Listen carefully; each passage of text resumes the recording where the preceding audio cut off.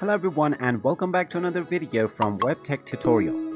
In this video, I'm going to show you how to change the language on your Steam application. So let's get started right away. First of all, just go ahead and open up the Steam application on your device. Once you open it up, you might need to log into your account if you haven't done so already. After logging in, you will be taken into the Steam homepage. Now from the homepage, in order to change your language, just click on the Steam menu at the top left corner and then click on Settings. Now from the Settings page, just click on the Interface menu underneath Steam Settings and then you will find the language option at the very top.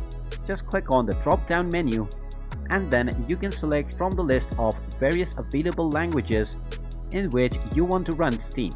Just go ahead and select any of your desired language and you will see that your language will automatically be changed. You can come back to this menu and choose any language as per your wish. And there you have it. That is how easy it is to change the language on the Steam application. If you find this video helpful, make sure you hit that like button and subscribe to our channel if you haven't done so already. Also ring that notification bell to never miss another update from us. Thank you for watching and I will see you again in the next video.